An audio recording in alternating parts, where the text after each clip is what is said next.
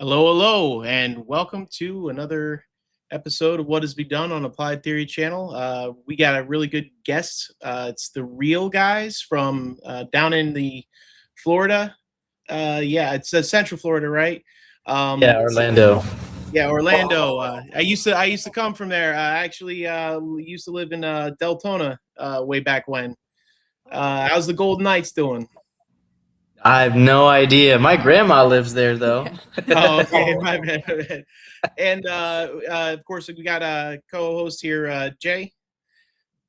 So welcome, and let's get right into it because you guys have been impressing the hell out of everybody. Certainly on social media. Actually, the first time I got to see you guys is when the ACP Florida chapter started, publishing a lot of the, fight stuff that you guys been doing in gyms and whatnot.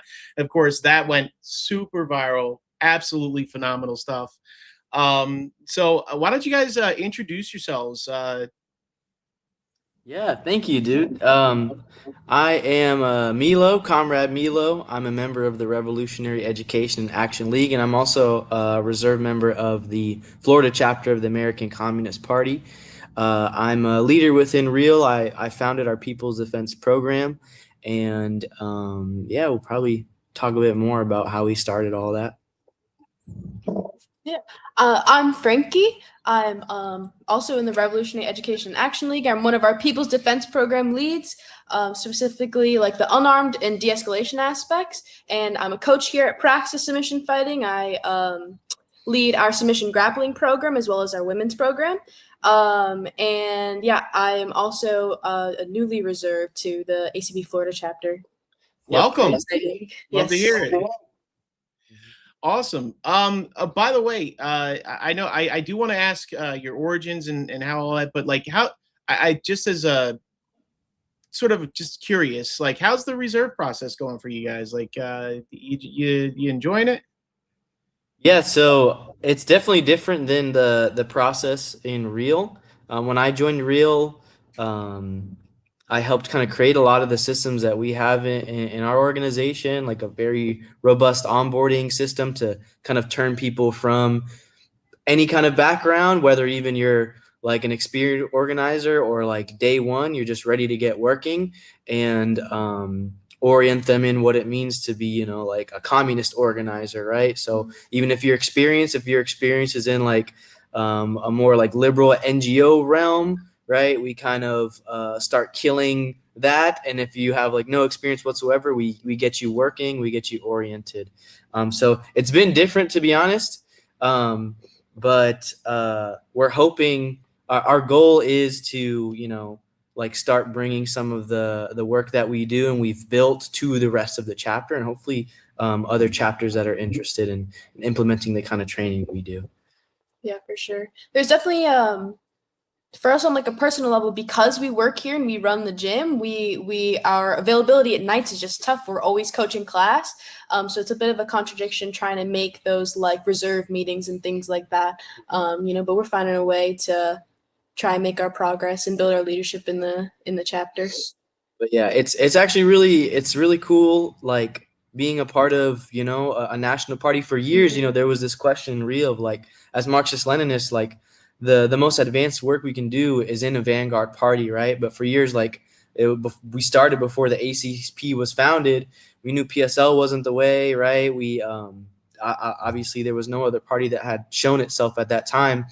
And then even ACP in its infancy, we were still doing the work that we were doing. So what I really love about being a member now is like, there's comrades all around the country. We used to, in Real, we helped build like so many other organizations, but like that would draw on us, but having the opportunity to help build a party, build like a national system is really incredible, and it scratches that like itch that we haven't been able to just on the local level, Yeah, and the fact that part like that that network like aligns on just the most important like political lines and things like that. That's not all the work. Some of the work we've tried to do like with other kinds of like organizations or things like that.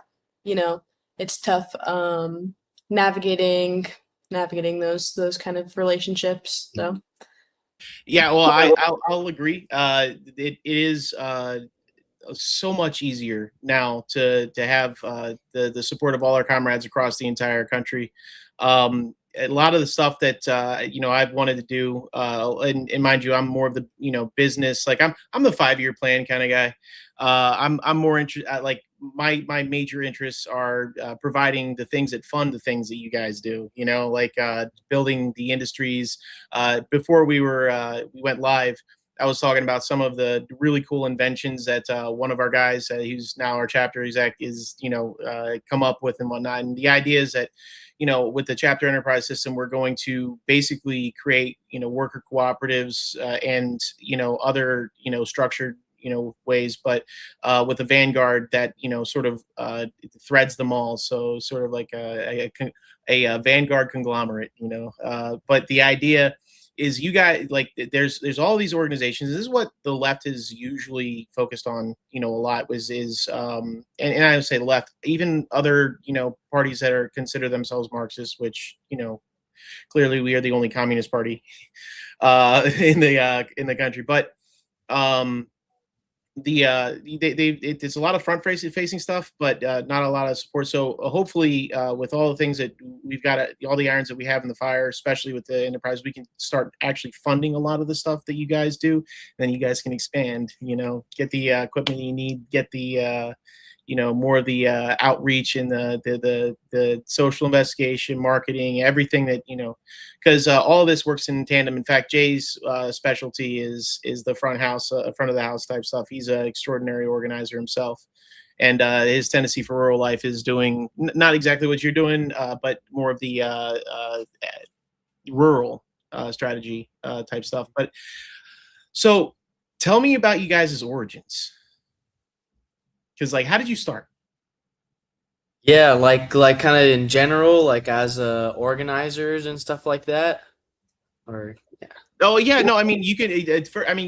Basically, start with how it worked out personally, like your personal history, and then how that led into Real and what the idea was that was behind founding it.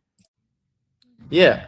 So for me, I from a very young age, lived in poverty as a lot of Americans did. I spent a lot of my childhood homeless, moving around a lot, and that definitely like shaped, my understanding of like how this country does not work for working people, especially in regards to like police brutality and things like that. I lost like family members to like pig violence and stuff like that.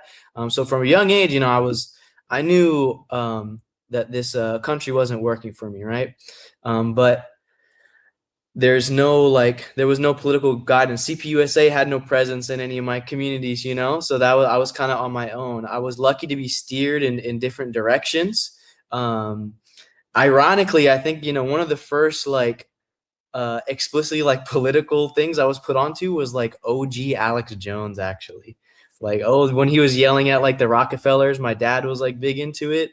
And he put me on, and that set me on like that kind of path, right? Like low-key like schizo path in a way. But I was very young. I was, between like middle school age, and that kind of led me towards, libertarianism, and then you can kind of go like left deviate into anarchism. But I was consuming a lot of different stuff, and from a young age, reading political theory.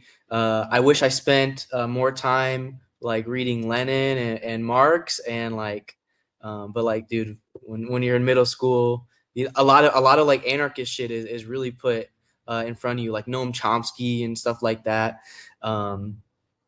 And yeah, that led to me getting very active very young politically. Like first ever direct action I organized, I was in high school.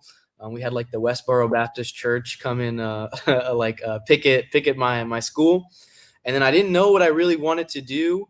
I just knew I wanted to like do political work, right? So that brought me after high school, I got into a local community college, and I just started organizing. I wanted to get people like active.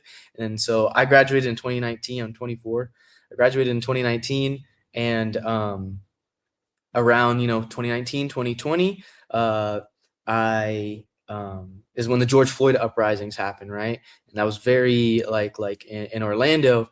We had some really big lot of activity at that time, and that specific time of like COVID, people were like not working at the time, so like things were really popping off. And that entire summer, I was out there every day, just on the ground, trying to meet other people, get organized. Right, I saw a million different groups pop up. You saw lame ass DSA, the Democrats come out, right, and I remember making it home at nights, like getting tear gas and pepper spray, breaking through police lines, and I get home, I'm like, this isn't it. We can't. I don't think we're just gonna like totally organically protest our way. We're not going to vote a Democrat our way into changing these things. And, I in that way also, I got to start applying theories, right? Yeah, and that's Lenny came up with the same thing in What Is to Be Done. He's like, this mass consciousness or trade union consciousness is like, this is not, it's not going to produce anything. It only goes as far as whatever its current theoretical sophistication is, and it doesn't have any. Yeah, and I was out there, kind of in that like cyclical like burnout. Again, seeing organizations pop up, fall down, people just organizing on a social basis, right? Everyone just wanting to be friends at the end of the day, and after like experience there, I got good experience like on the ground, right? And speaking to people and organizing actions and things like that, avoiding like getting arrested and all that stuff.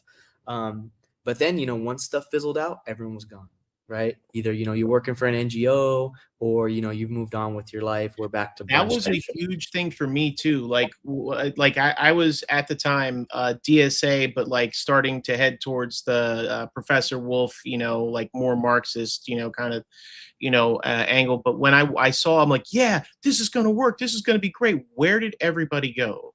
And now, mind you, it was absolutely amazing. There were places, there were freaking white suburbs that had never seen a single protest ever, and like the entire communities were going out and marching. But at the end of the day, okay, so you marched, and then what happened? There's no challenge to the power whatsoever. Then the power is like, cool, let them whine. In fact, that lets off steam, that lets off pressure, and then and then everybody goes back, and then they wonder why nothing happened. Well, what happened? They made sure to let us absolutely know that there's a Black Lives Matter street now in many cities, and got one. Yep.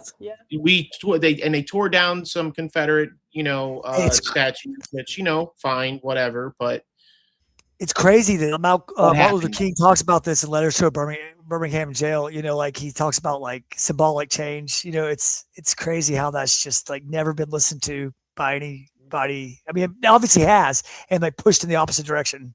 Right, and that's why that's one of the reasons why I left the DSA. I was like, okay, so absolutely everything that happened, meant absolutely nothing, and all the politicians that we got in also meant absolutely nothing.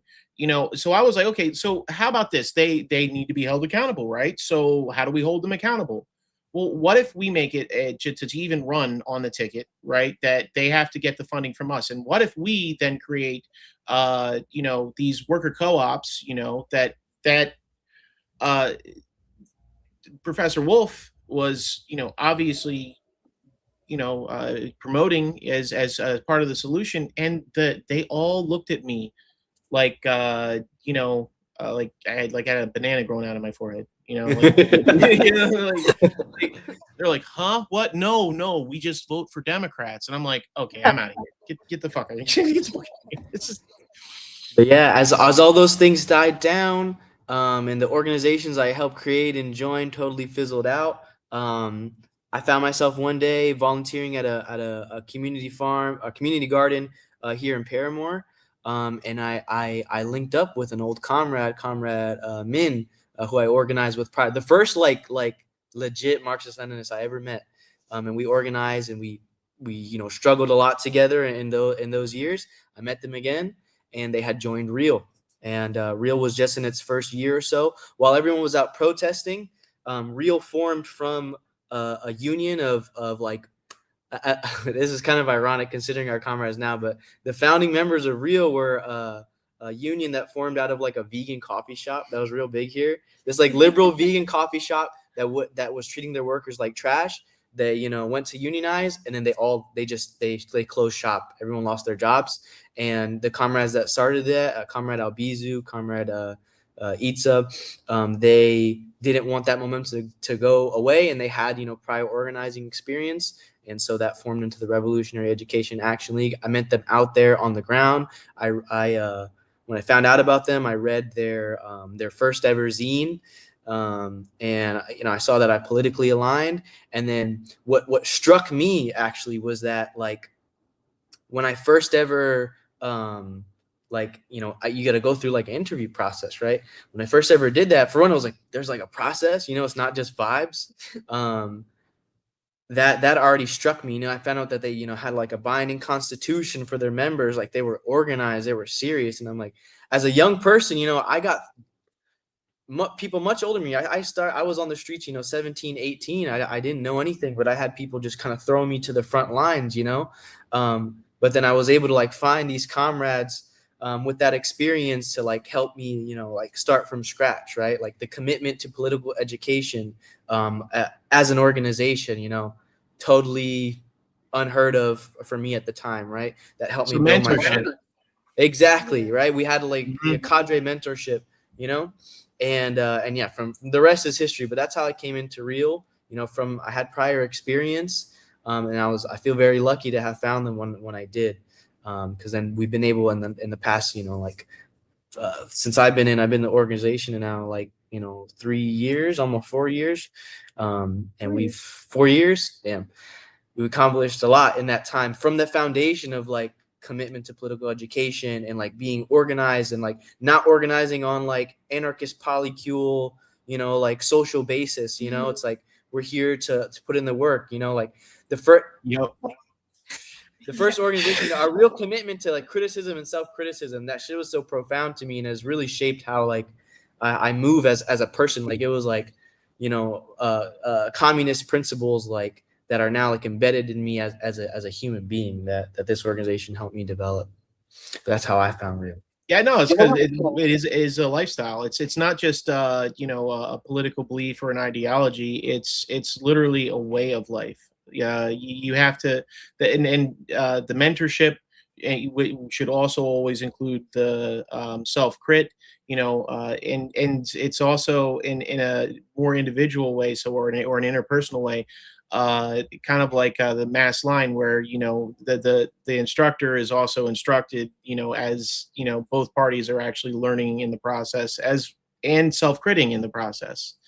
So as time goes on, you know, each sword gets sharper.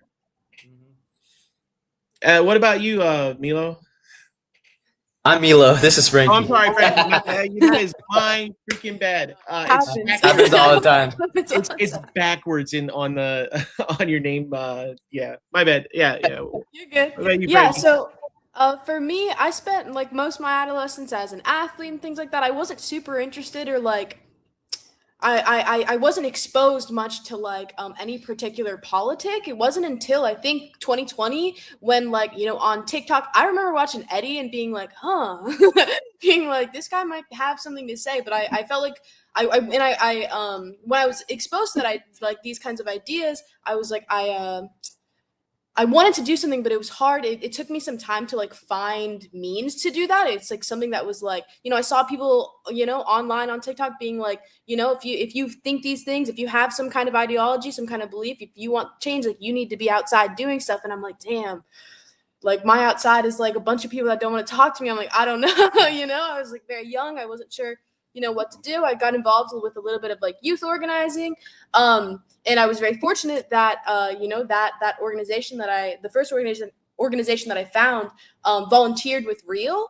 And, you know, I spent some time in that youth organization, and I learned some valuable lessons. You know, I was able to like help lead, clothing distributions for the first time and sort of sharpen some skills and like actually on the ground organizing. But I also learned how like liberalism kills an organization, right? And it was like a very personal firsthand experience of like, okay, like, you know, you need to have like a very like strong apparatus for combating liberalism and like and things. And it was after that that I joined Real. And I feel like that's really where my politic actually developed. You know, there's like a very robust system for political education. And I feel like it was also in Real, like, that I was able to develop as a leader. You know, I had a lot of opportunity to, you know, hone in on those skills of that kind of like on the ground, you know, distribution and things like that, and leading those kinds of efforts, while also like not having the opportunity for helping lead the People's Defense Program. It was like my first introduction to combat sports was at the farm taking the classes.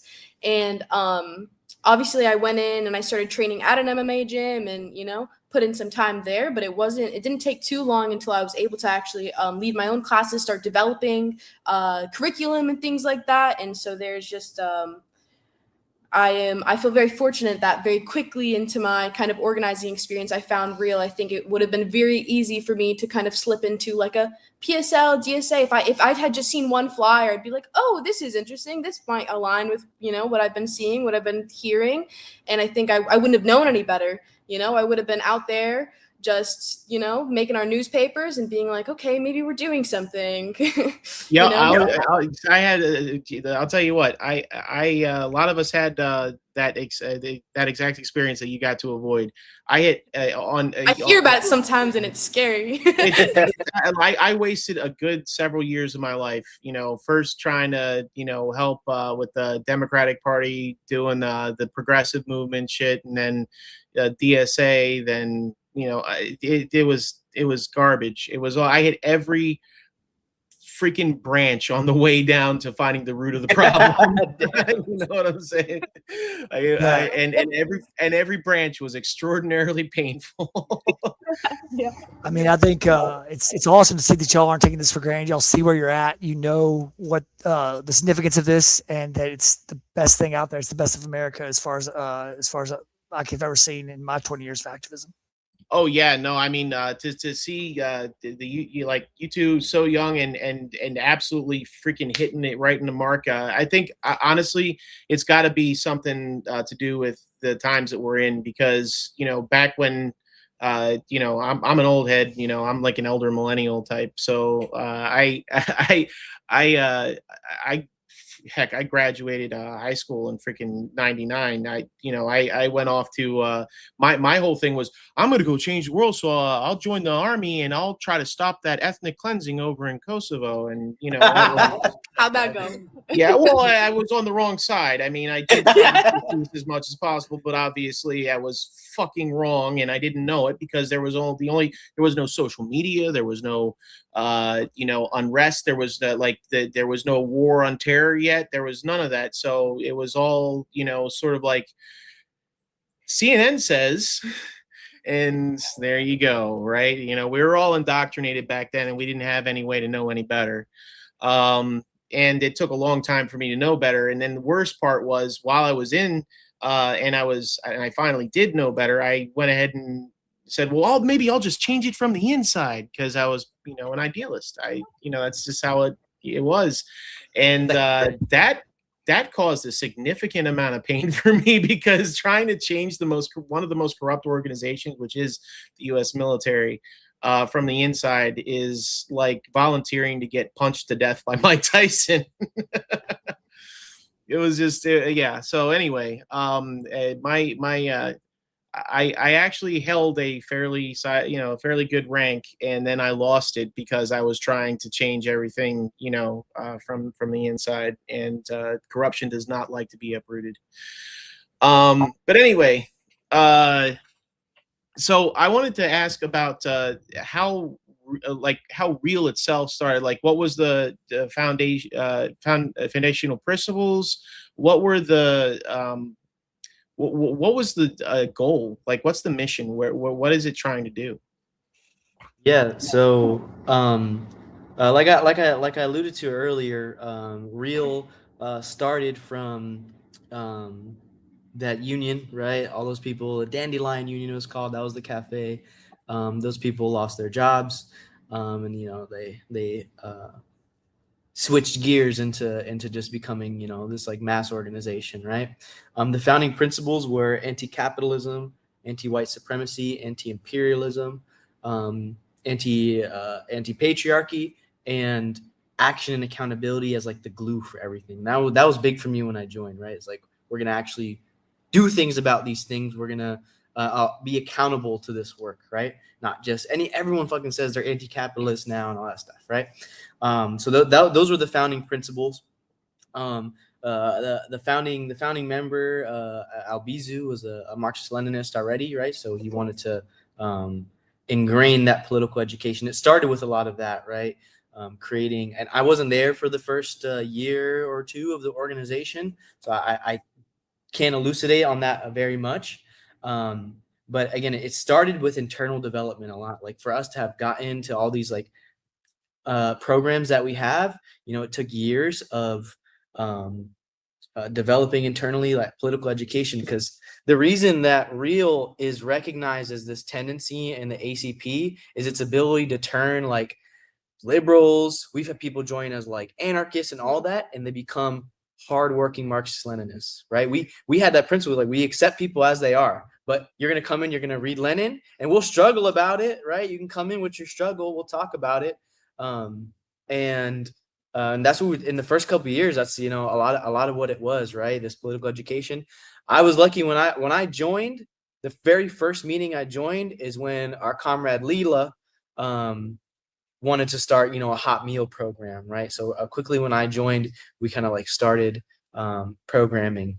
So yeah, those were the foundational principles. Again, it started as a union, and it formed into this mass organization when the owners were just like, we'll just close this business down.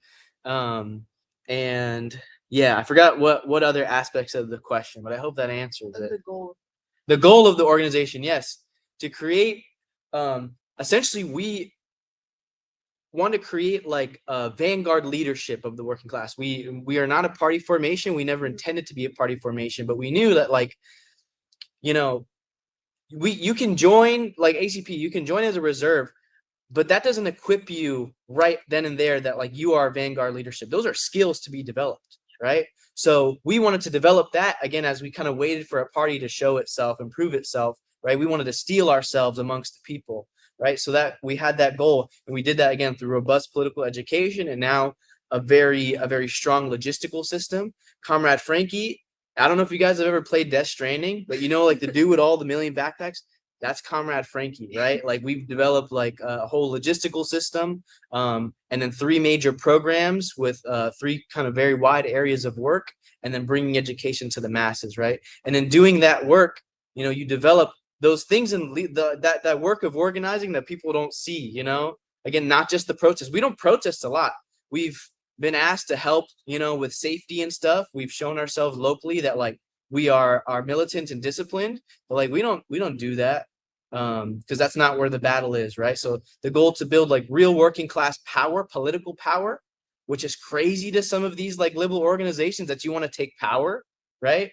And again, to do that, we have to build that vanguard leadership, and we do that. Yeah, I just don't get it. So and I do agree, right? One of the things that I noticed, and it's a trend in pretty much all of them, even all the other left organizations, some of them that even LARP as communist, they seem to think that power is something that you hand off to somebody who will do what you want, and all you have to do is have the ability to influence some other people. But that's not how anything works, because the power always gets co-opted, and if it doesn't get co-opted, it gets completely suppressed. And if it gains power in spite of suppression, then they just get rid of them, unaliving and stuff like that. I mean, anytime anybody's ever stepped out of line in a way that has challenged imperialism, they often end up, I would say Kennedy, in Texas. Rob Suicide Kennedy. from 2 shots to the back of the head. Yeah. They it was a suicide from 3 knives in the back and throwing oneself off of a balcony that with a window that is completely locked and completely unable to. But it was they unalived themselves. It was a terrible incident. Yeah, no, it's absolutely terrible, and of course they've gotten more sophisticated in their ability to do that kind of stuff. So yeah, you can't do power through the system because the system itself is completely gated off. And the tendency to try and say let's change it through the system. You got to create another system. You got to create another system. The system's going to crumble anyway. And I know I'm preaching and everything, but I mean, we're looking at it right now. Imperialism is starting to collapse. Even our ability as military to be able to take on Iran, has been proven. Like Iran has better technology than we do militarily, and it's cheaper to produce, and they can mass produce it, and they've got the infrastructure to do that, and we can't even challenge that. So, we've proven both in the Ukraine and in Iran that we are absolutely inept. That we have let our even our military degrade to the point where it's no longer meeting the technological challenges of the modern warfare or modern battlefield. And now we're sitting here trying to consolidate instead of what we used to have about 20 years ago, where we had the whole freaking world locked up through the SWIFT banking system, which the banking cartels, the OPEC, which is, by the way, that's even crumbling, right? And I forget which country it was, but they just said we're out, we're done with OPEC, which was like that would get you invaded, and and we don't have even have the resources to bring them back in the fold. So yeah, it's all crumbling. And the thing is, with all the less people to exploit, and the less as everything collapses from that end, they'll have less material ability to do anything but consolidate and turn all that imperialism back here at home.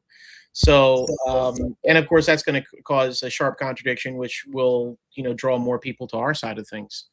And as that happens, we just have to have the infrastructure to be able to be the legitimacy that, replaces the other. And that's dual power, So, yeah. I was going to ask, you mentioned having 3 different functions that y'all are doing, or 3 different programs that you start 4, maybe. What could you go further on that? Yeah, so we have 3 major programs in Real.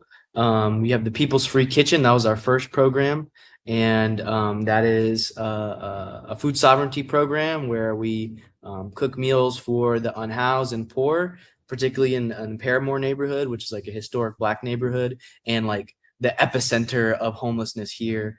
Like in Florida and Central Florida, probably the highest homeless population in Central Florida. And so we serve there. We've been serving there for years now. And then we do a solidarity hub under the People's Free Kitchen, which is there's a business that we use their parking lot. We set up, bike repairs, clothing, hygiene, food, of course, pantry items, all these different things, haircuts, and serve the people.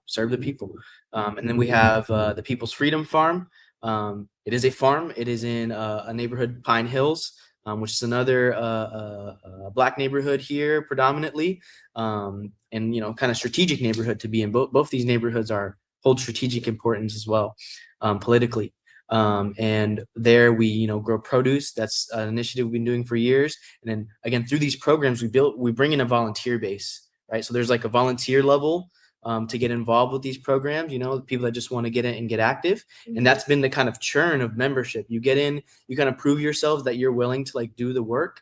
And then through there, we see people's work ethic. We're able to introduce them to our politic, where some people, just want to come in and help. And then we're like, oh, hey, we have this zine release. We have this movie night, that we're doing with Right Brain. Then we start putting people on from all different backgrounds into the political thought. And the farm is a space we do that. We use that produce to supplement the program, and also goes right to the community. And then we learn skills through all these things, right? And then, of course, the People's Defense Program. That is a skill-based program where we teach unarmed self-defense is where we started with, pepper spray training, de-escalation. and then medical trainings like emergency casualty care, which is kind of like stop the bleed, and Narcan and CPR. That is phenomenal. Yeah, that's one of the things that our chapter has been trying to figure out how to implement is we want to do combat lifesaver training. Now, I am personally trained on it, but we don't have the materials yet. We kind of put all our eggs in the basket of chapter enterprise so we can afford all the things in the first place. But I like that you guys are so advanced in all of these aspects. It's actually really encouraging. How'd you found the fighting gym? Can you go through that process for us? Yeah, praxis submission fighting. Do you want to talk about that a little bit? Sure, yeah. So the gym started with that People's Defense program, right? We've been doing the weekly self-defense at the farm for some time before even the conception of opening a gym as the organization. We had both been working at an MMA gym and front desk and stuff, but we had the opportunity to start coaching. We coached the competition team. We coached the kids program there for some time. And we were able to really hone our skills there, a little bit more than just the once a week at the farm. And eventually after some time, we ended up having a falling out with that gym, combated liberalism a little too hard. And it was at that time, actually like August of last year, that we were like, okay, we're leaving this gym. And the two of us, as individuals, were like, well, we are, this is our passion in life. We're like, we want to open a gym at some point. We're, 5-year plan guys, made our little plans. Eventually we want to open a gym, have our own space, run it the way that we'd like to run it. And, leadership in the organization was like, we happened to be in conversations of trying to, get an HQ for the organization, like a central place, to meet and store things and do our work and things like that, hold our events and stuff. We'd hit some roadblocks with that, but it lined up very well that since we were in the market looking at different spaces and things like that to rent, through some community partnerships that we had, we found the opportunity to have the space that we have now. They were looking to rent it out, a church had closed down, and so leadership approached us and was like, hey, you guys want to open a gym? Why don't we make this a real effort? Why don't we put the labor, the strength of the organization behind it? And then, those proceeds, those profits can go right back into the organization, right? And so it was at large, our ability to open the gym was just from the robustness of the organization. We had that kind of influence in the community to be able to raise the funds that we needed. We knew that people had interest in even attending the gym. So when we, open the doors, we'd be able to cover our rent. And so it came from our personal interest of wanting to open a gym and our, the expertise that we had gained working at an MMA gym, prior, and just the ability of Real to come together and make the project happen. Do you have specific questions? Sure. Yeah. Did y'all have grants, or how did y'all raise the money to be able to open up the gym? Was it dues, or what was that like? Yeah, so we pay dues, of course, in Real, and they scale based off of the higher leadership you are, the more you pay, right? But that kind of handles the week to week and stuff like that, right? Yeah. And then we sell materials like zines and cottage products from the farm and other random things. But we had some funding built up from the prior year. We did a fundraiser for an HQ, right? Mm-hmm. So we had those funds, but we also didn't want to touch that, right? So we had to think how we could get this off the ground. Yeah. It cost around we had to pay a deposit. We pay $1,800 a month in rent, right? Which is pretty nice. 1,200 square foot building, right? And we had to raise, the goal was $10,000 so that we wouldn't have to touch any of the organization's savings, right? Mm-hmm. We put some of our own money, but at the MMA gym, we were making $13 an hour. We lived out of the gym. We lived out of our car and the gym for some time because we were just committed, And so we didn't have much money ourselves. We put in what we could. And we organized a big fundraiser, Swamp Fest, right? Because again, we straight support from the community, right? We don't have any grants, no No like NGO supports us, no George Soros money or none of that shit that all these other NGOs have to not do anything. Straight from the community, we had a big fundraiser that kind of like we started a GoFundMe, let people know. We sent out a survey as well, right? Because we wanted to make sure that like we would have enough people to kind of like start covering rent like off rip. So we weren't just like in the negative, because we wouldn't have been able to survive very long in the negative, which is low-key unheard of for like a combat sports gym. It's a struggle like for a lot of gym owners if they don't have like some big backer. Our last gym was like hundreds of thousands in debt because they had a millionaire financier who it was like his pet project. Yeah. So 10,000 was the goal. Started a GoFundMe. Had a big like it was almost like a field day. Both Coach Frankie and I, we did like a Shark Tank challenge. So people had to pay to fight us like back to back. We each fought like 10 people back to back. And if they could beat us, they won like a 1-month membership when we opened. We had different tiers. Like if you donate this much, then you like one person donated like a lot for like a lifetime membership. Some people threw down 500 a rack to get like a year's worth of membership for free. And then they switched. And then also like we were ready to work with anybody, right? Like very unique to most gyms around here. It's like $200 a month, which is like, who has that? That's why it's just tech bros and real estate bros. So the people knew that we were with them. We'd work with anybody. They knew the work that we did. We had just a strong base of support. And then we got those guarantees. So it was just all in a succinct way. It was all just like crowdfunding, again, from the base of support in the work that we did. Right. Because plenty people, like we already had people who like regularly donated to help, our programs that we have every week. It costs money to feed people and to have, all these like free distributions and things like that. Right. So we had sort of like a base of people who would donate to us, and we had some means of like revenue.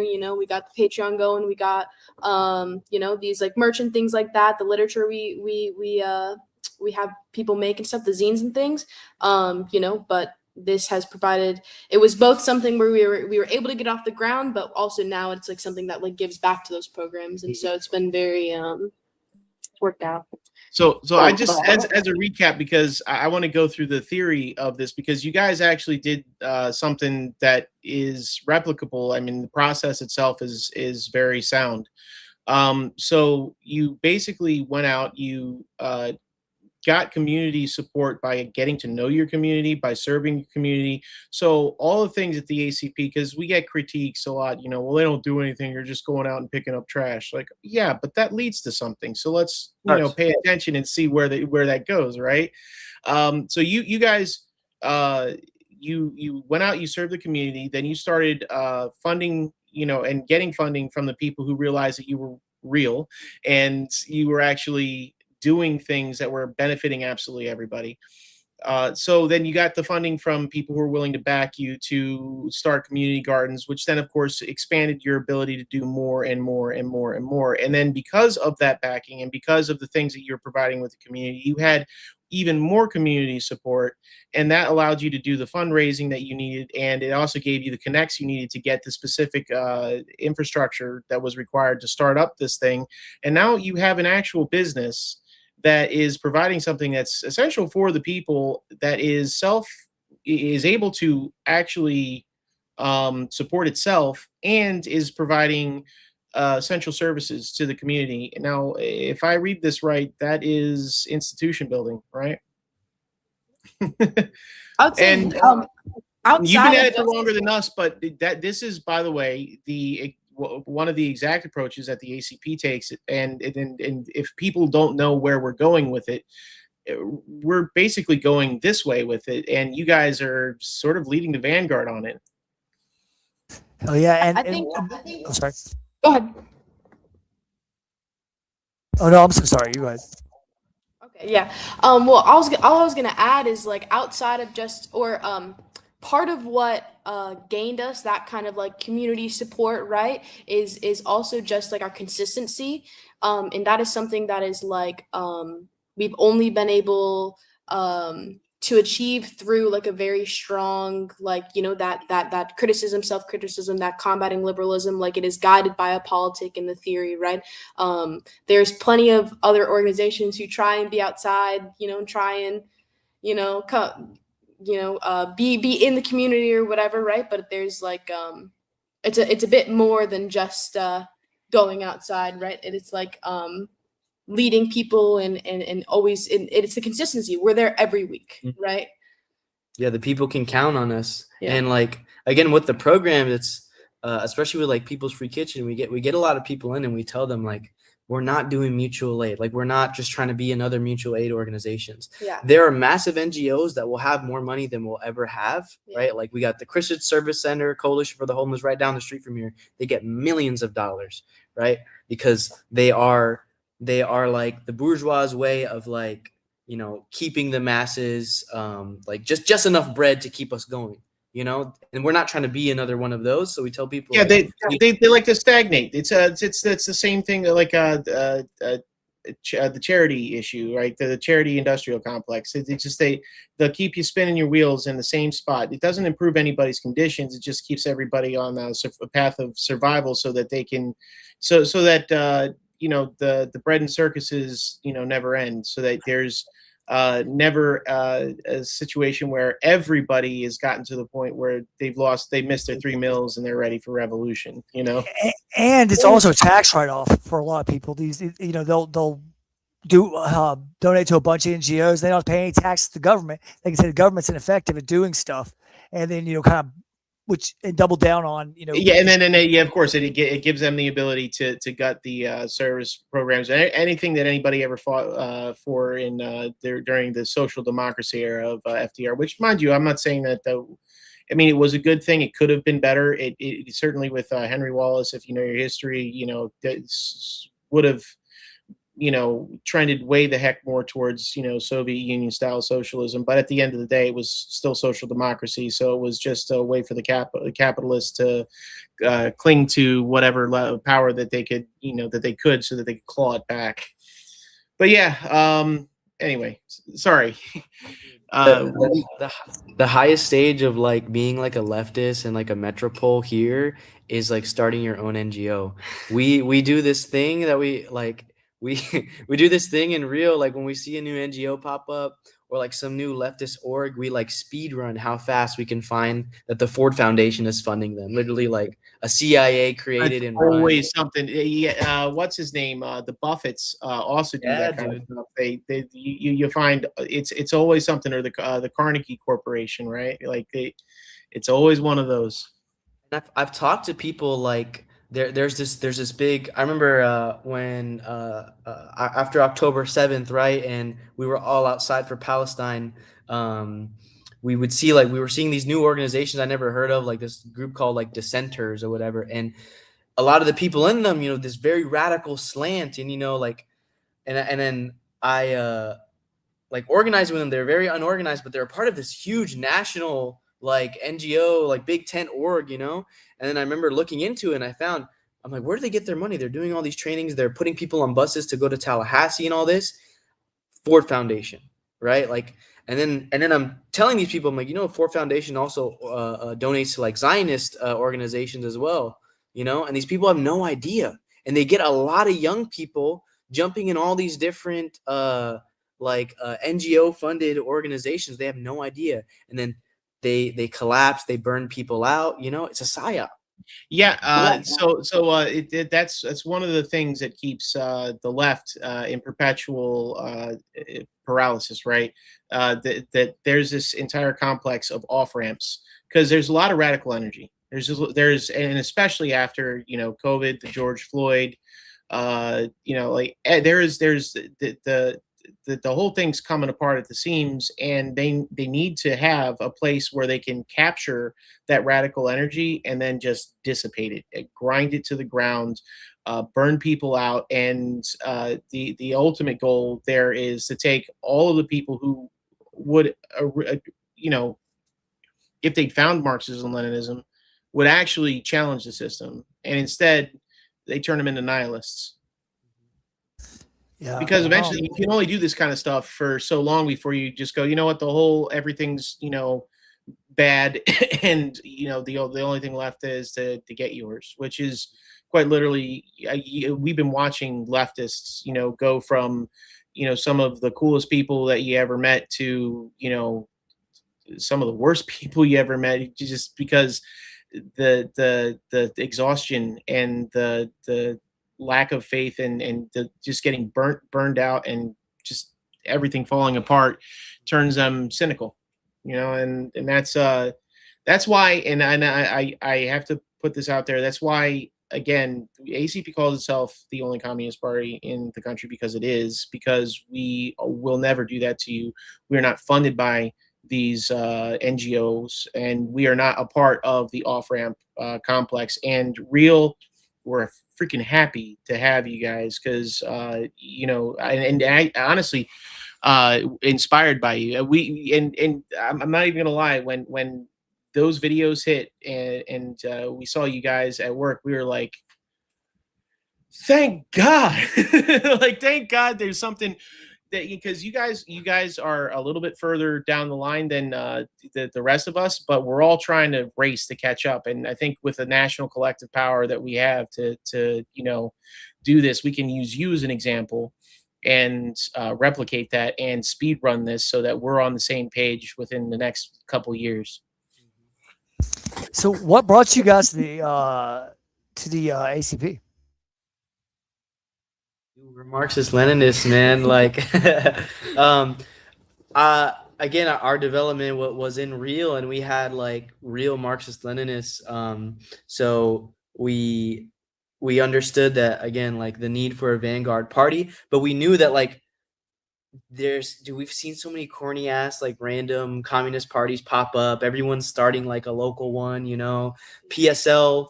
I think a good question is like more so like, why not PSL, right? Because you see a lot of people getting swept up into that, and there is like a local chapter here. And I'm not on X. I'm not super like on social media much like that.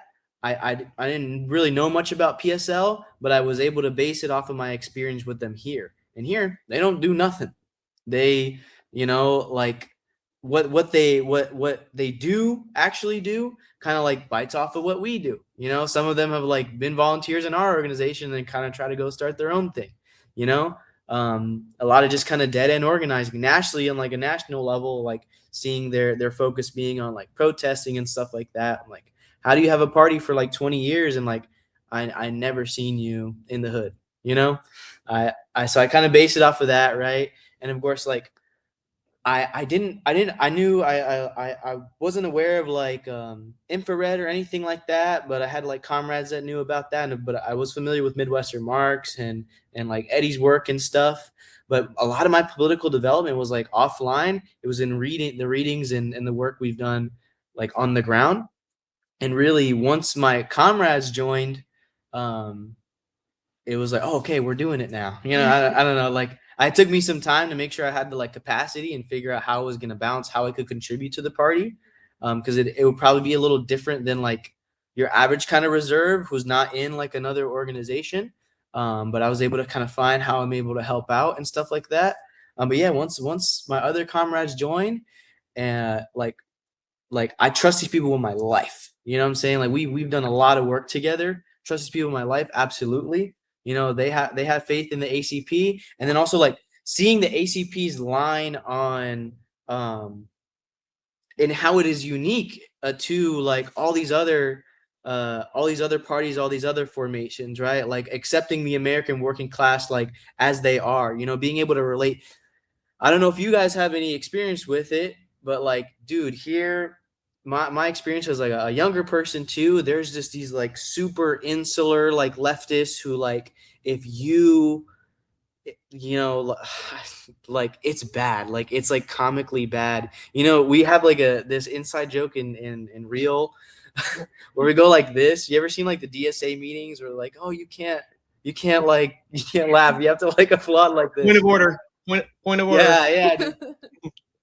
Ridiculous. But I've seen stuff like that, and people just like organize on this like hyper niche social basis but then like I work in the fire service, and I have to, like, I interact with all types of people, right? People with like who may have backwards views on certain things, but like when we talk about like the system, right? Like I had one we had like an EMT student a couple weeks back, right? We had an EMT student who from Eustis, Florida, which is like super country, Eustis, Florida.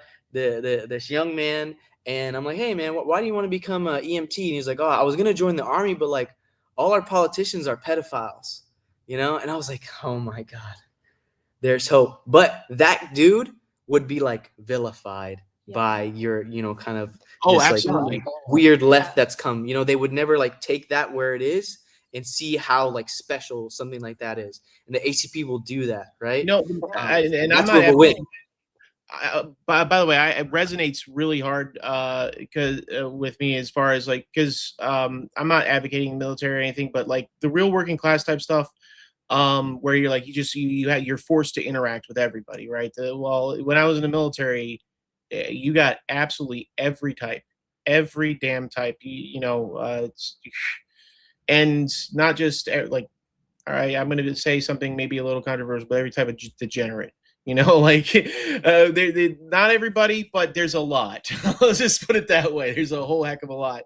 And, once you realize that, regardless of whether you like them or not, regardless of whether, you gotta work alongside them, and you have to accomplish a mission alongside them. And if you don't, then, you're dead, right? You don't get to live if you don't work with people you don't like.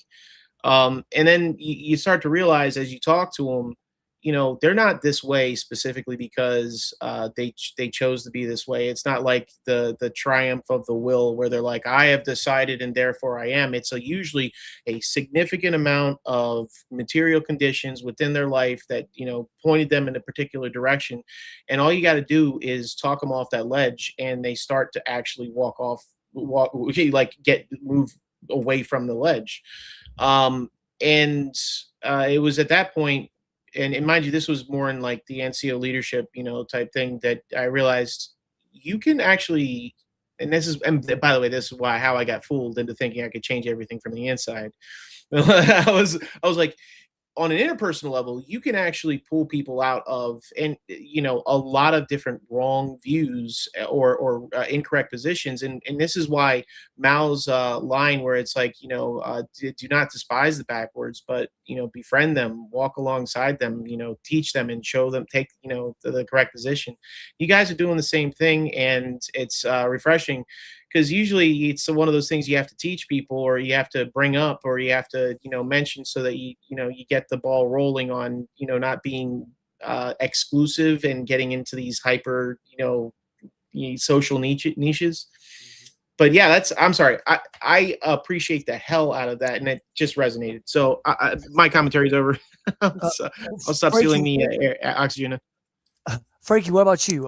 How did you come to the ACP? Was it similar experience or a bit different? Yeah, it was definitely very similar, right? Like Real exists as an organization to build vanguard leadership, and I understood that when I joined. It's part of the Constitution, and we were very aware of ACP, in its infancy and stuff like that. There was conversations about it, and I was like, as an individual, I'm like, well, let's see what they do, right? Everyone talks big game, but let's see what's going on for real, and to have a party that is like Marxist-Leninist and anti-imperialist, but then also still looking to appeal to like the mass of the working class, I think is just super unique. And it was recognized as by many comrades as like, the vanguard. And so then it's like, it's a very simple decision for me in like my support for the ACP, but it did take some time as well to figure out like, okay, I hold a lot of responsibility in Rio, I'm running the gym every night. How am I going to make these meetings?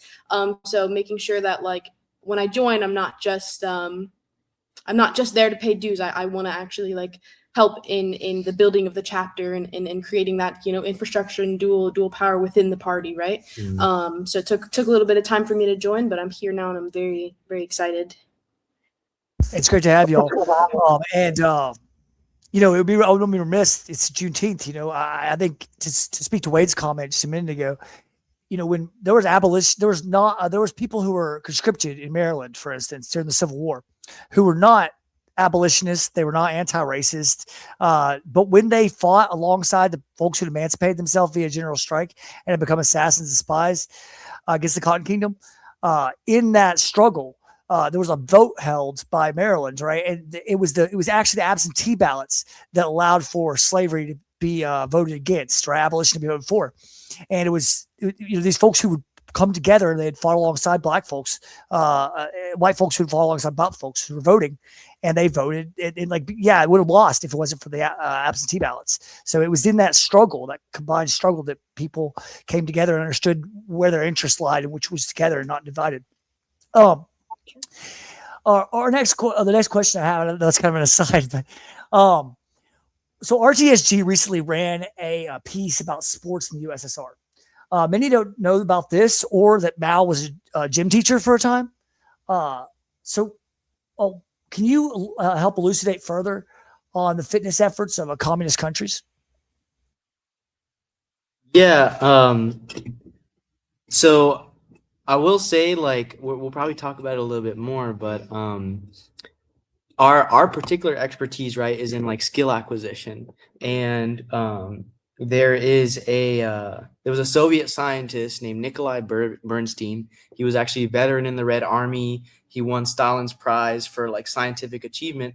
And his work in biomechanics, he coined the term biomechanics and kinesiology.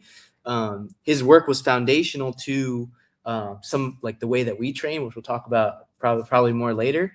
But also he heavily influenced not only the productive sector of he worked in the Institute of Labor, right, to help make labor more efficient. And it was through those studies and that foundational work, he applying it to biomechanics, where he also helped applied it to the Soviet sports system and athletic development system. But yeah, I don't have so much expertise on that, but also look at countries like China. I feel a lot of things that's resonating with Americans, especially now. And I will say, as someone I work in the fire service, like I said, right? So I see every single shift. I work in an area that has the median population age is 55. It's a lot of elderly people. They are when you get old in this country, right? You better pray that your kids not only love you dearly, but they have the money to support you, right? Because we essentially if you haven't, again, most working class people, we live off of coffee, 5 hours of sleep, alcohol and cigarettes, or the bars are only third space. A lot of these elders are decaying like zombies, right? I had a last shift, 58-year-old woman, cardiac arrest, right, in a nursing home facility, right? No one doing anything for her. 58 years old, that's too old to just having COPD and all these things, right? But you look at countries like China, where it's not just a cultural thing. Some people think it's just a cultural thing, but culture comes from your economic base. Infrastructure is built in China for elders to commune together, to be taken care of, to keep their body moving. So many, you get old and you retire, there's so many retirees that come back in the workforce because I just sit on the couch and watch TV all day. My kids are too busy working. I got nothing else left to do. So I'm just sitting on the couch watching TV. I'm going to go back to work, right? Dementia develops that way. Sedentary lifestyle starts killing you and decaying you. You no longer can walk on your own. You can no longer pick yourself up when you fall down. Yeah. And I'll add too, right?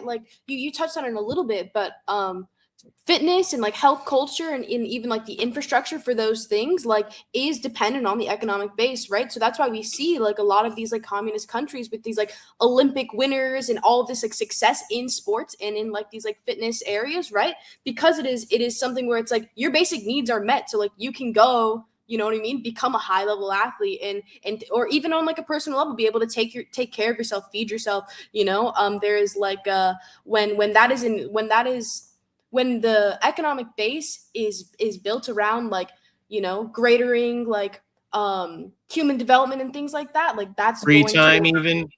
Yeah, it's gonna afford individuals like being healthier, having access to healthier foods. There's actually restrictions on things. It's not profit based, right? In that same way. And so I think it's like one of those things where it's like, when you get at the core of a thing, it's like you're gonna see like that progress in all the backwards areas, right? Including like this like backwards kind of culture of fitness and health that we have here.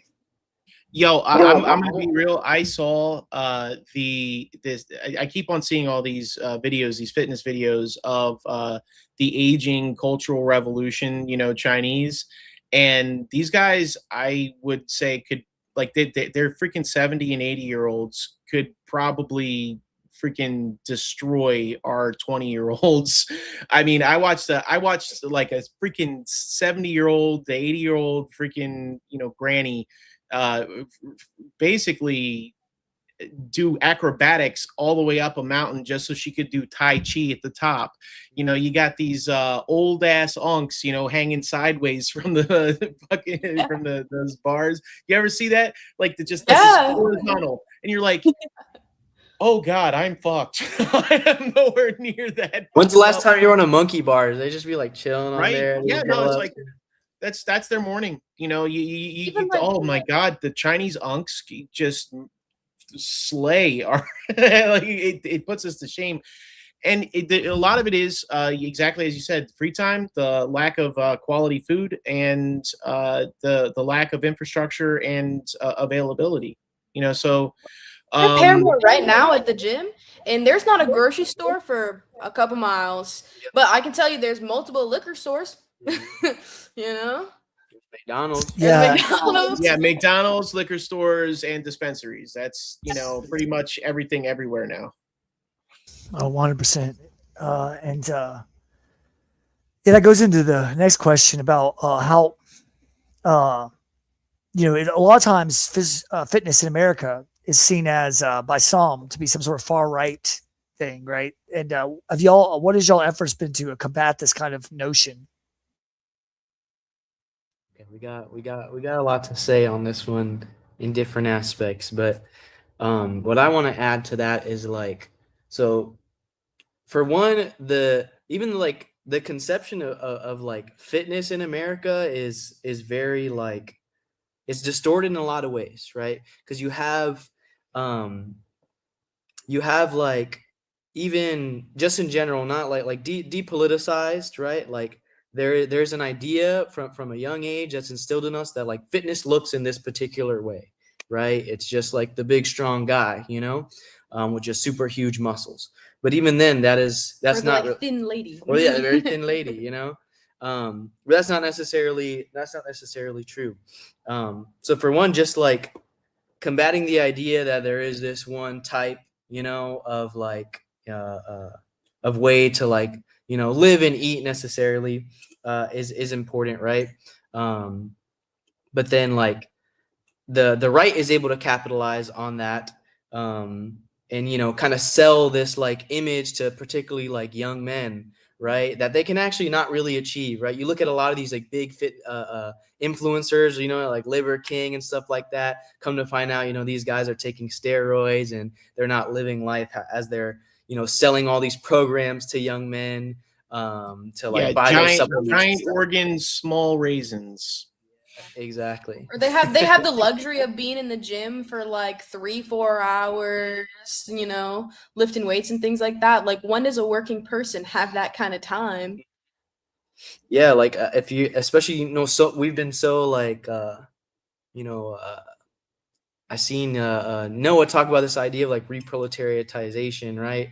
And a lot of us we're no longer like working like real jobs and like manufacturing and things, like so much jobs now are just like bullshit clerical work, that kill people. All sedentary. Yeah, all sedentary, and yeah, so I mean, in our way, right? Like, let's say here at the gym, for one, we don't want to we want to combat those like ideas of like, fitness is this particular way, right? You got to like also like be like super hard or anything like that. Like we want to appeal to the young men that would be in that pipeline. And this gym is a kind of unique space because like Real and how it's operated in this area, we do attract like a lot of like liberals, you know, already left-leaning people. But you know, MMA particularly, you know, the fighting has been very strategically capitalized by the right, you know, so we don't also want to just like shoo some of those, you know, like people away, like especially those young men. Like we want to be able to bring them into this space, you know, and show them that like we can fight too, but like we don't have to be like, you know, neo-Nazis about it, you know.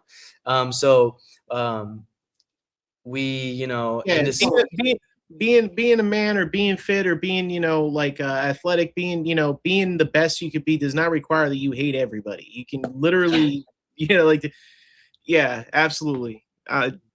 Sorry. But yeah, so like we wanted to make sure again that this space wasn't just like a boys club. You know, we have our women's class and stuff like that, and you know, we like women in like LGBTQ class. You know, we bring those people in. And then we also like accept, you know, anyone else in like our standard classes as well. Like we're not gonna this space, like you walk in and it's not just like we don't give you like a political test or anything. Anyone can come and join. You know, people are seeing what we do. People, I think like one of the biggest like things about the gym that like makes us feel like we're doing it right is when people that aren't in our political sphere at all, like that didn't know about Real, like come in, they see how we train. Maybe they've had experience at other places and they're like, all right, you guys are legit. That's how we know we're really doing something right, you know? Yeah. And to get at your question more specifically about like this idea of fitness or you know, strength building, these things like being like kind of owned or co-opted by the right, I think there is like a bit of an overcorrection sometimes, you know, on the quote left, or you know, a lot of these like liberals, like there's this we were talking about a little bit earlier, like I think that there is like a liberalism to or like a, you know, there's like a desire for ease, or like, you know, to not go out of like what is like comfortable, right? And so I think that there's like a it's a very hard thing to come into like a space like this, or even you're volunteering at the farm, and you know, but a lot for a lot of people it's a lot of you got to get out of your comfort zone to be like grabbed and grabbing other people and physically fighting them, but it is something that we introduce to people like very regularly. Most of the people who come to the farm, it's their very first time like with like combat sports and things like that, but we are able to introduce them to the actual feeling of fighting a person and someone trying to pick you up and take you away, and you've got to like get out of this situation, right? And it is oftentimes these kind of like you know, left or liberal people who are like may typically shy away from a place because there is this like tendency for these like MMA spaces, these fighting spaces, these fitness spaces to be very like, you know, far right or something, right? And so by even just providing a space which like has other avenues for these people to come in, it introduces them to like fitness as a thing that is not just like for a certain kind of person, right? Yeah, does that answer your question? Yeah, that was excellent. Thank you so much. Yeah, And yeah, all your answers have been phenomenal, by the way. I mean, genuinely loving this interview.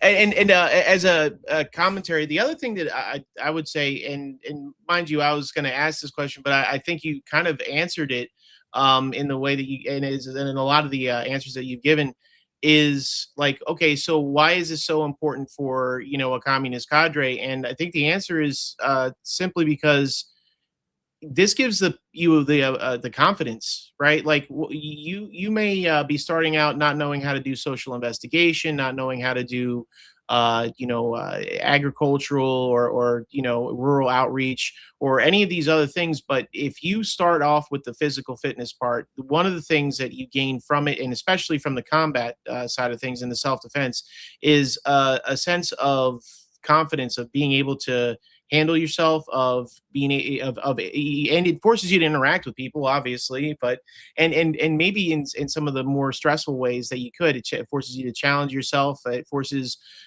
you to deal with your fear responses and adapt and overcome them. So by the time that you're already done and you're already through this process of, you know, honing yourself, you're ready to go on all the other things, because how is that? How are any of these other things more difficult than what you've already done? So this is like I love this program. I absolutely freaking love Real. 100%. Oh, sorry. Go ahead. One of our, I think I know what you're gonna say. Okay. One of our like things we're most proud of is one of our most consistent members, like off rip, is a woman. She's like 150 pounds. You know, she has different like medical disabilities and stuff. And she was told when she was diagnosed with those things, that, like, she'll never be able to do this. You know, she'll never be able to do that, and she's gonna have to just be like frail for the rest of her life.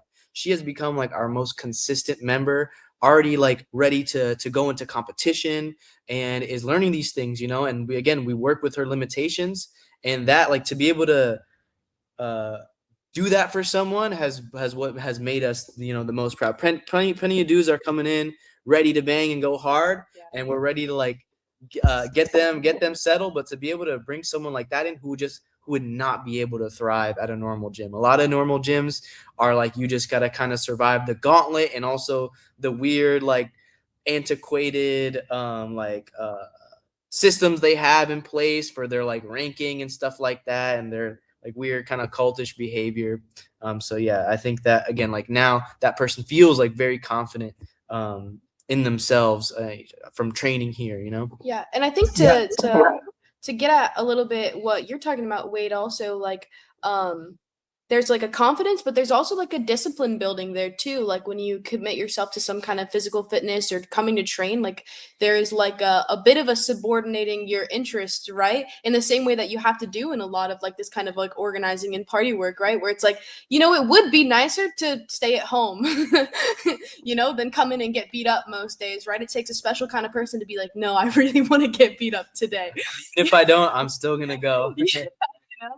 But it's like it builds that discipline a little bit of like, you know, it's not always about what makes you comfortable or what like seems you know, nicest for this like that like short-term gratification. Sometimes it's like you got to put in work to see like these kind of long-term growth, and I do think that fitness or training can be sort of like an entry-level place for that. So I got one last question. When are y'all coming to Jersey? I got family in Jersey. I got a sister and nieces in Jersey. So I mean, probably sometime soon, hopefully. Heck yeah, no, seriously, because we could use real out here. We love to. I would love to set up everything that you guys got, and I'm sure pretty much every chapter in the party wants that too. I mean, we got to nationalize you guys. That's the goal. That's what we're trying to do. And I maybe it's because I have like 5 sisters and like 3 daughters, right? But you know, I remember like whenever I was, I don't know, in my 20s and in my teens and stuff, it was like body image issues was like a very huge issue for women specifically, right? But I think they've kind of universalized it now in a lot of ways. It's for everybody now. You know, everybody can be extremely anxious about how they look, and I think yeah, exactly. Boom. Yeah, that's 100%. Yeah, and I think that this person you mentioned just now, you know, being told you can't do something sometimes lights a fire directly under somebody, and they will just become like the number one. Yeah, exactly. And but yeah, and I didn't fail to mention this earlier, just to kind of, but y'all staying in your car while working at a gym, well, that a millionaire owned, that's some. I just, you know, it kind of took a second to clarify, but yeah, that's wild. So next question is, how does dialectical materialist science affect how you develop folks' fighting skills? For sure. This is my favorite question in the world. In the entire world. Yeah. So for us, you know, when we look at the question of developing someone's skill, their ability to fight, you first have to like understand or have some kind of understanding of how movement arises in general, right? And that is really like, we have like a dialectical materials understanding of that in particular, right? We understand that movement is emergent from like the particular conditions of whatever like that individual, whatever task they're trying to do, the actual environment they're in. Just in the same way that we would talk about like, you know, different countries, different socialist countries has particular characteristics based on their material conditions, right? Movement's the same thing, and it is not what's the word? It's not like divorced from like the reality of like materialism, right? That things like emerge in that way. And so our understanding, for us, like that understanding shows itself in, as coaches, we design games that have particular constraints, right?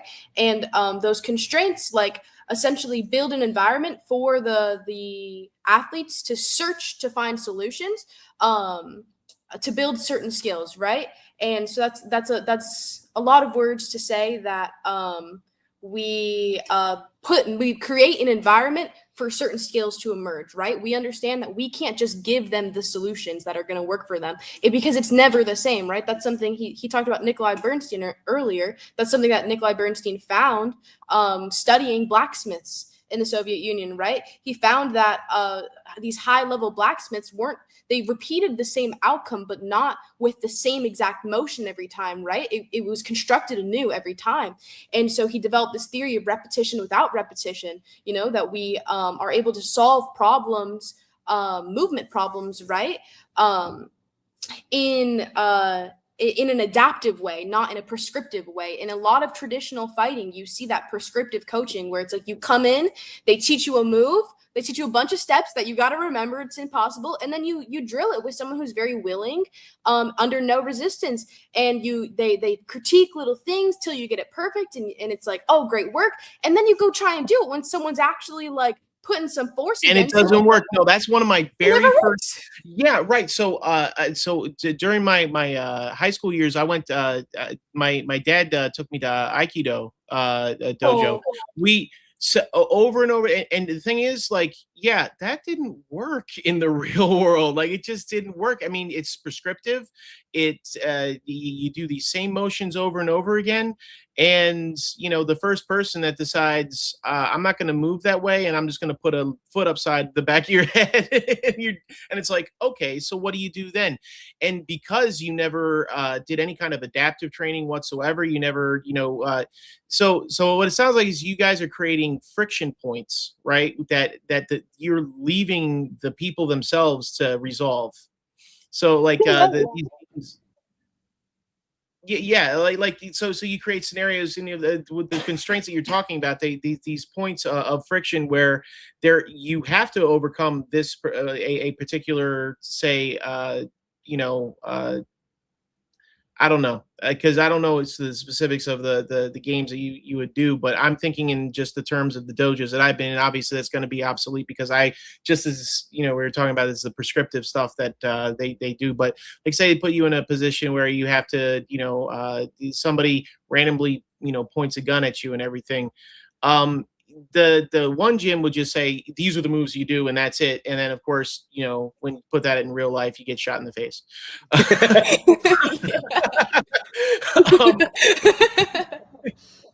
Right.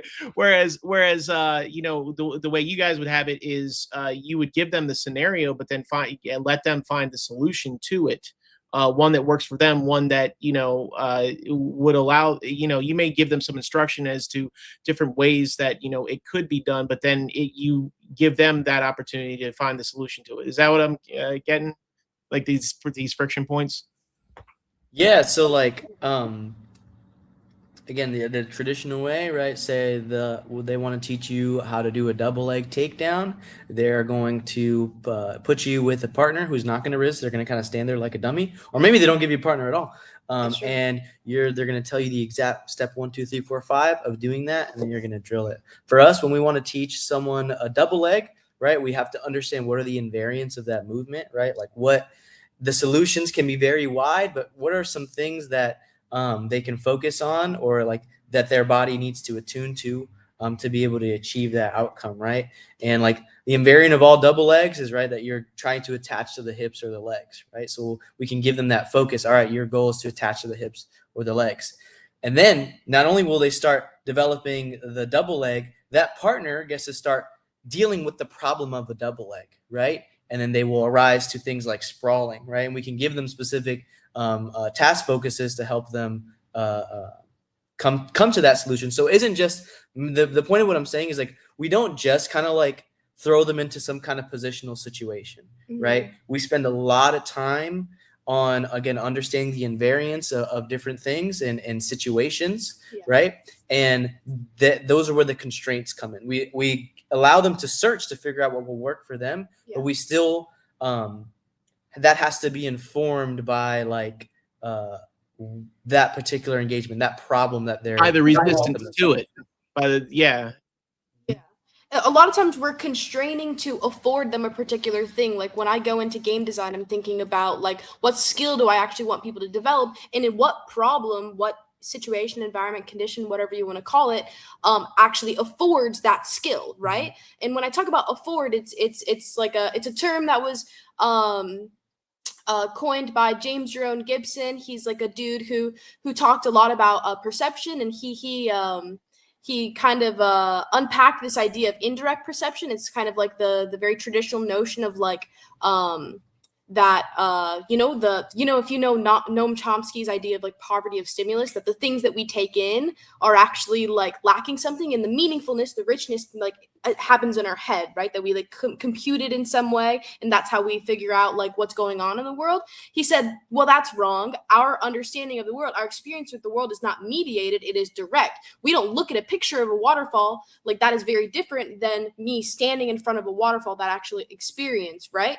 And so he talks about like that the perception of like what's going on, like and your ability to act, your action, that is like an inseparable dialectic, right?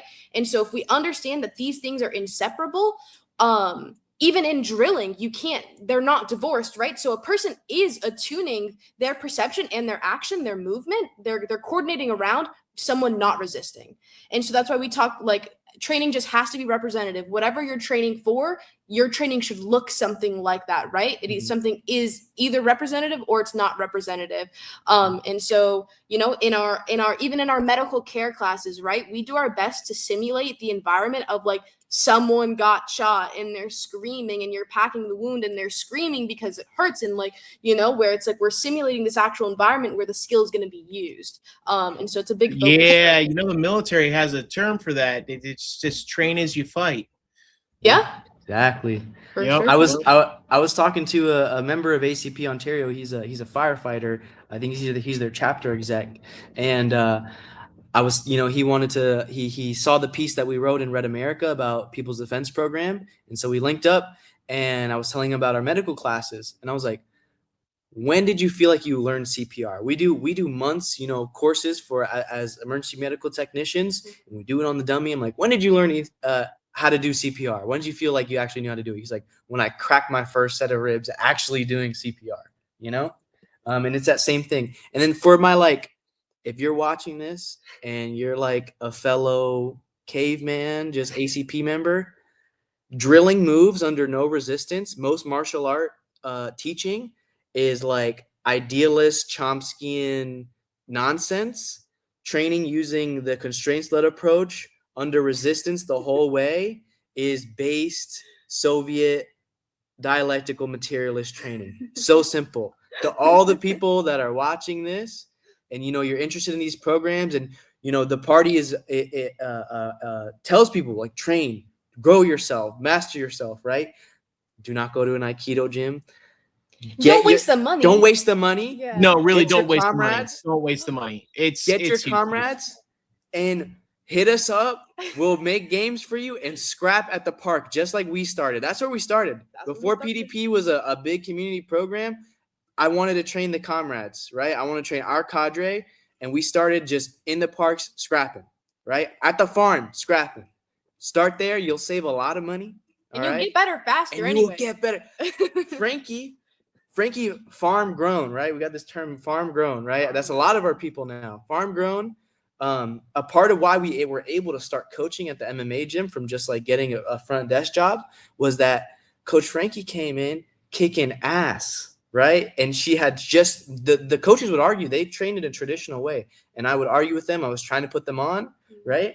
And they were like, no, they couldn't wrap their heads around it because there was fundamental like idealism, and also it challenged their black belts now, right? They've achieved all this. They're the masters, right? They can't be questioned, right? They can't think they think they know how people learn how to move, right? And Coach Frankie comes in fresh, hadn't trained martial arts before, right? And was kicking ass. Success in the first competitions, doing well against people even with great size differentials. And they're like, all right. They're like, we're not going to apply it because we don't want to do the reading and the work. We're just going to let you guys run our competition team, run our kids program, and do all this work for $13 an hour. And yeah, so save your money and hit us up. Please don't just join like any gym. I know people want to train.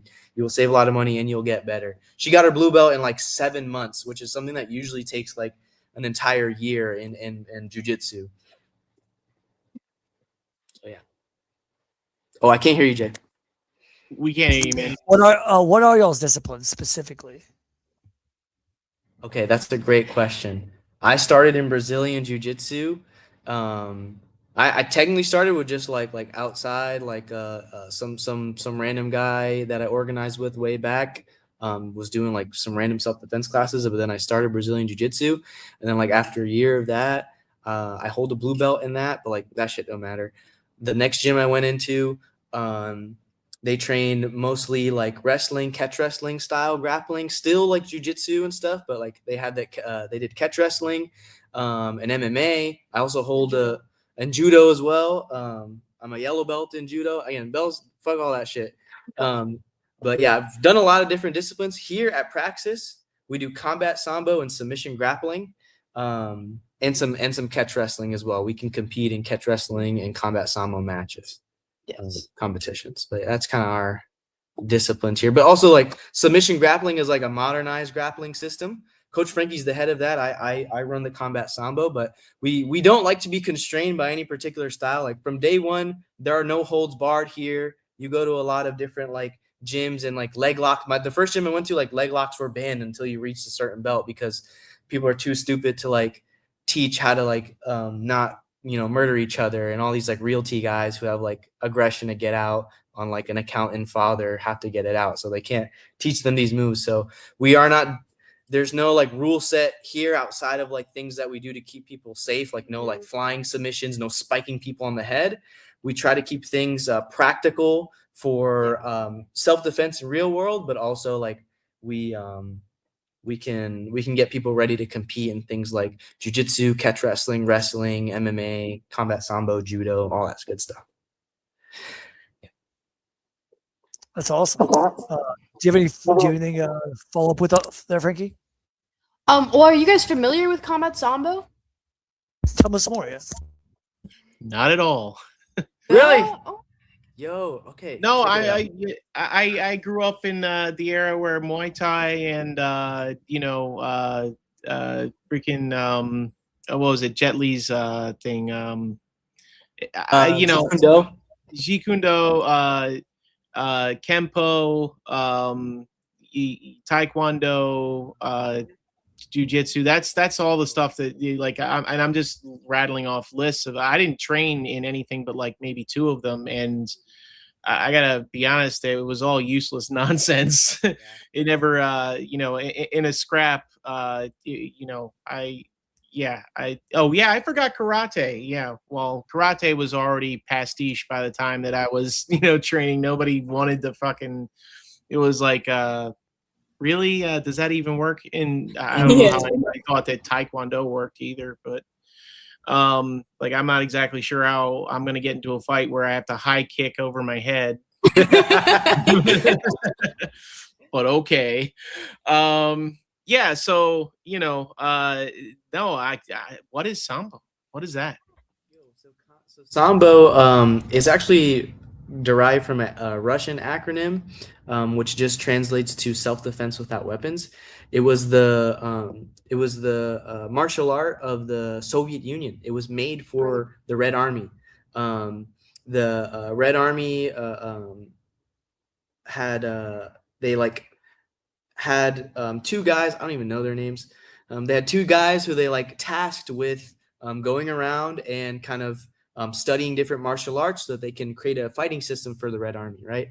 And they went, they combined kind of the constraints of like different martial arts like judo, catch wrestling, or like Russian freestyle wrestling, which is basically like international catch wrestling, different like indigenous East Asian fighting systems like Karash and all that, and they combined it in boxing and combined it into this was basically like proto MMA. Yeah, you know what? I think now, because I'm a little embarrassed. This was what the Spetsnaz trained on, right? Yes, yeah, all Red All right. Army, So Russian I knew I knew about it. I forgot the name.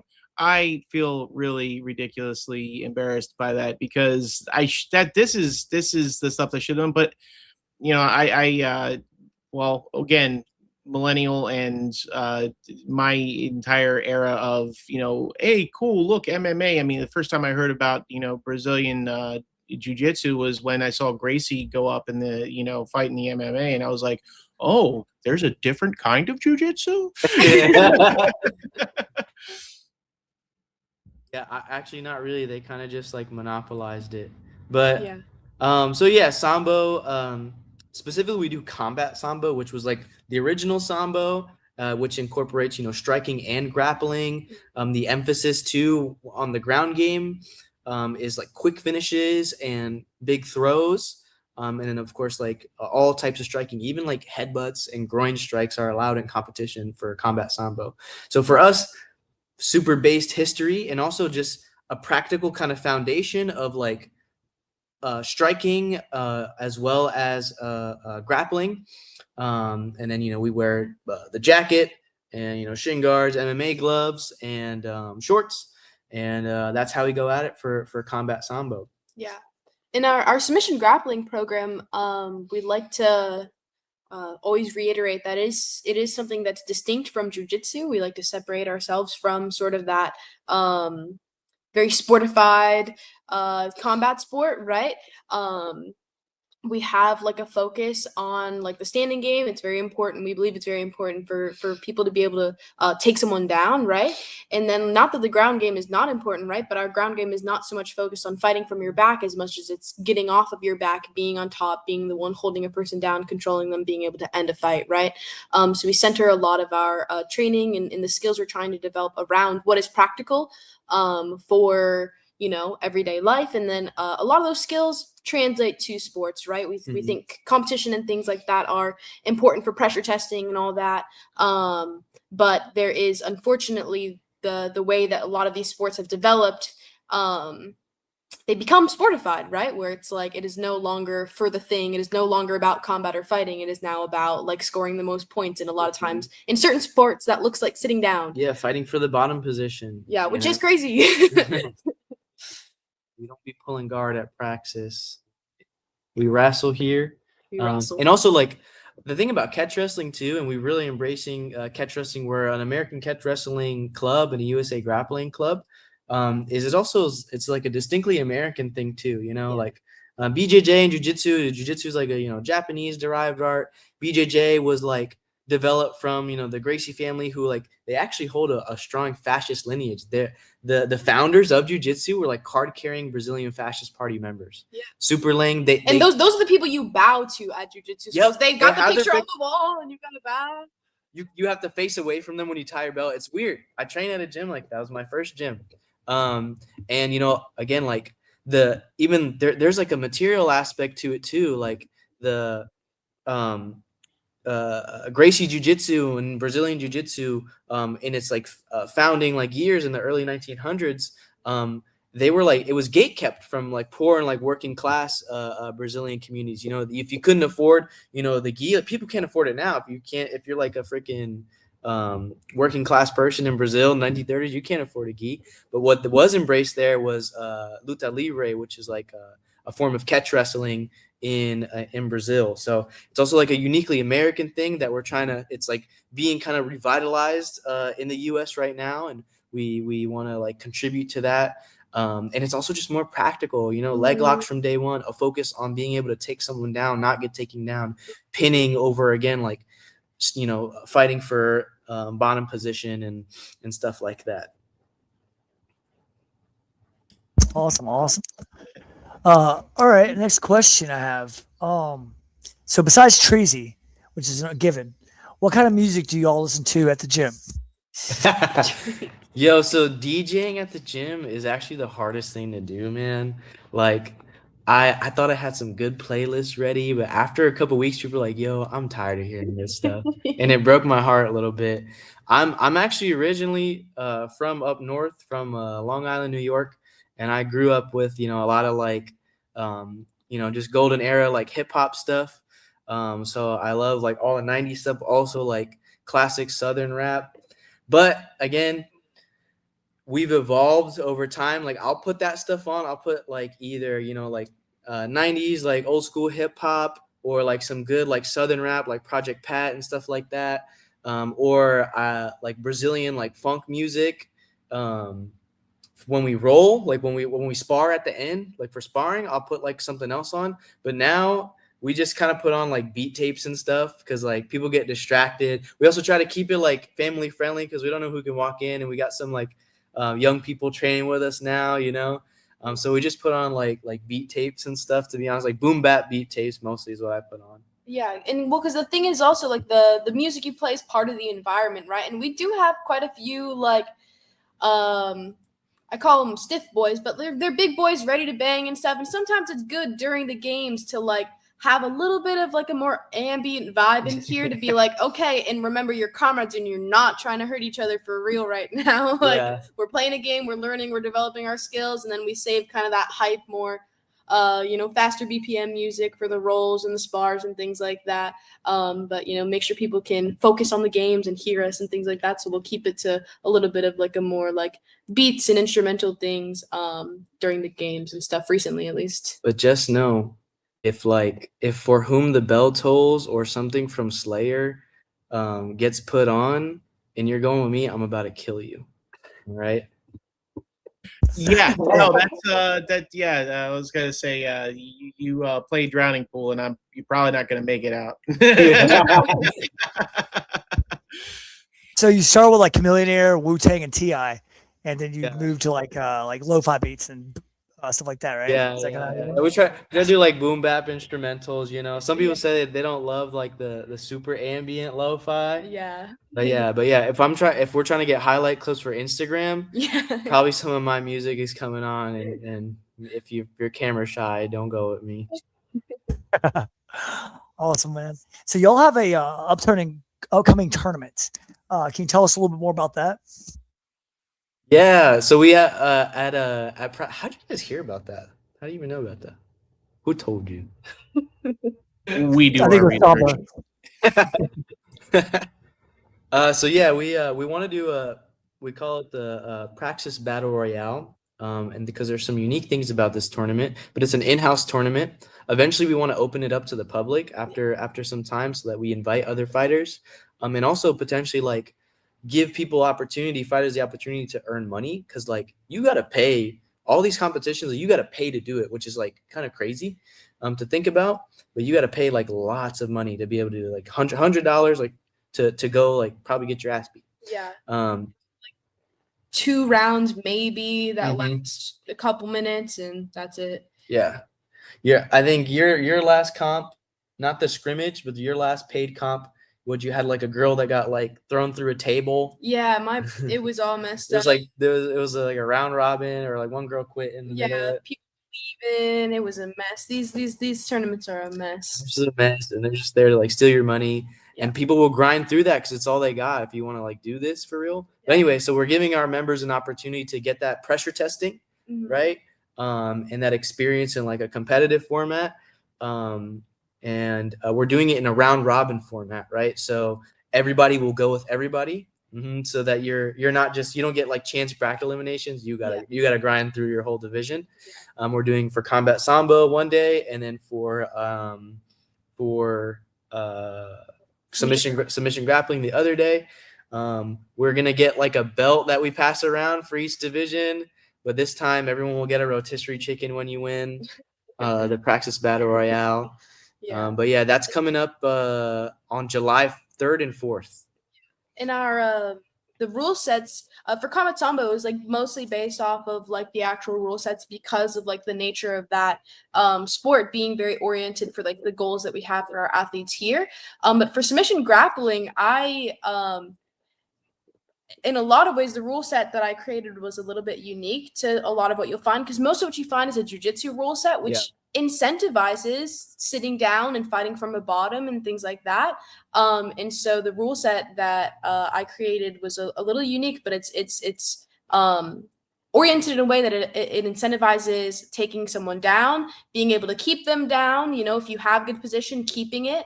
You know, cumulative points for being able to maintain like a dominant position, things like that. But then also the way the tournament rankings work is your actual match gets assigned like a tournament point value, so depending on how the result of it. So if you win by points, that's worth less than winning by submission. We want people to end a fight, you know, not just sit on top, right? So that's something that was very important to us. It's a luxury of being able to house our own tournament, that we can create the exact environment that we want for our athletes. Brilliant. Well, that's awesome. You guys, you have any more questions? Because all right, awesome. So, yo, this was one of the best interviews that we had. You guys are on point. I swear to God, we got to get you real like gyms in every single ACP chapter. We got to have it. We got to have it. It's, you know, you guys are going to do a video. Tell me you're going to do some video for the tournament, because we got to get that out too. Dude, we got to promote the hell out of that. Absolutely. Yeah, that's exciting stuff. Yeah, we got plenty of ACP Florida chapter members participating. That is, I would expect no less from Florida. I happen to know. Well, I've met your chapter exec, and I know him, you know, a little bit over the social media and just interactions over the years. But yeah, you guys got, you know, great leadership and a great cadre. And it sounds like Real is a great cadre too. You know, and I just absolutely freaking love this interview. It's been such an amazing opportunity, and you guys are stellar. I mean, you're freaking, you know, you guys are fire. And what's for me, again, you know, being, you know, older and, you know, having gone through all of the wrong things, to see you guys coming up on the right things from such an early age is just insanely fucking cool. I hope you draw in, you know, the most, like, capture as many of these people, like get as many of these people on those off ramps, get them in Real, please. Anyway, so you guys have got any closing comments before we end the interview? Thank you guys so much. I was very, very excited for this. Like, I love meeting my ACP comrades, because again, like, you guys inspire us just as much, you know, like the fact that there's a real communist party, you know, the only real communist party out there. And so, like, it has been a daunting, you know, we're just alone here in Orlando. But to see comrades that are building things that we can't build here, right? We didn't have that expertise, right? It gives me a lot of hope in what we're doing. So I just want to thank you guys very much. Well, I can promise you this.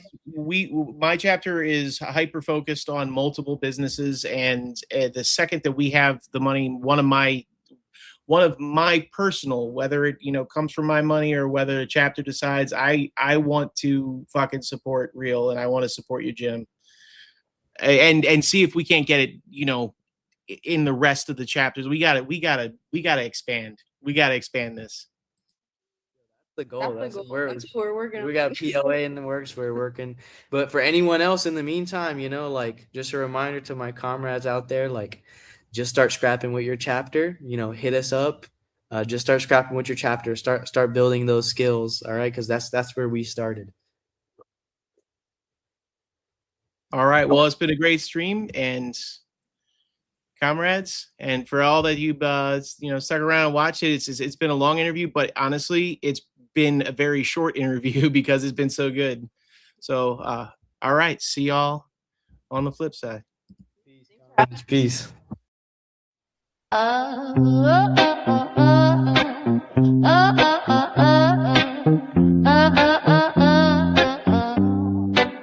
We're spending billions every year for guns and ammunition.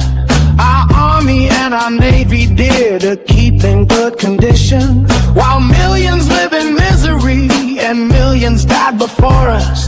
Don't sing my country, 'tis of thee, but sing this little chorus. Should I ever be a soldier, beneath the red flag I would fight. Should the gun I ever shoulder, it's to crush the tyrant's might. Join the army of the toilers, men and women fall in line. Wait, slaves of the world, arouse, do your duty for the cause for land and liberty.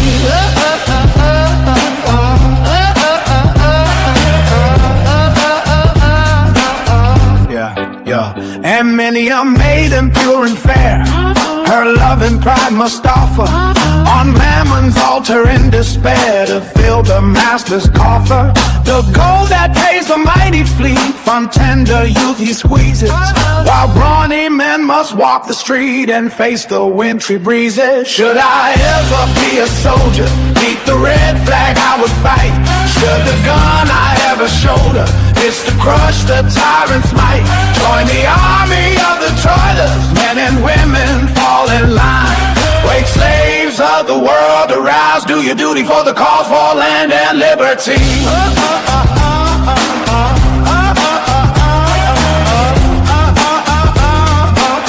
Yeah. Why do they mount their Gatling gun 1,000 miles from ocean, where a hostile fleet could never run? Ain't that a funny notion?